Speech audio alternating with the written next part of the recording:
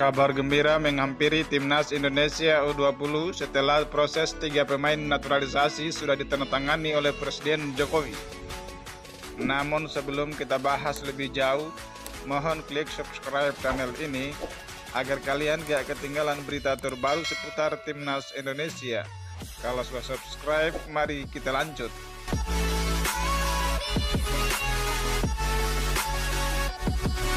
Menteri Pemuda dan Olahraga Menpora Zainuddin Amali memberikan kabar terbaru mengenai proses naturalisasi 3 pemain keturunan untuk timnas Indonesia U20.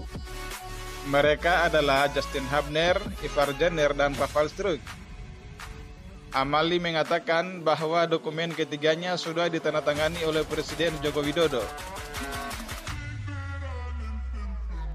Setelah itu, proses naturalisasi Justin Hubner, Ivar Jenner, dan Rafael Struijk akan dibahas di Dewan Perwakilan Rakyat atau DPR. Namun proses ini sedikit terhambat. Pasalnya, anggota DPR sedang menjalani masa reses atau masa di mana mereka bekerja di luar gedung atau di luar kantor.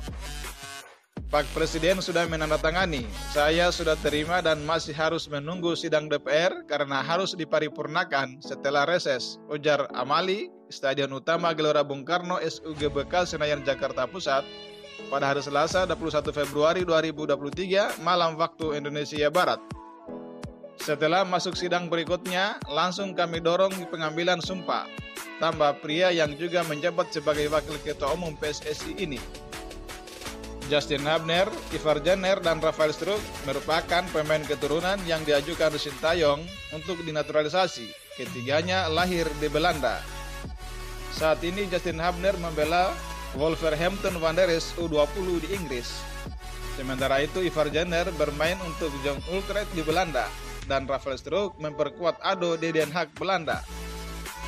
Ketiganya dipersiapkan Sintayong untuk Piala Dunia U20 2023.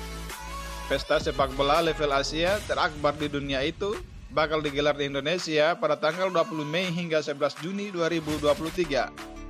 Bagaimana menurut kalian?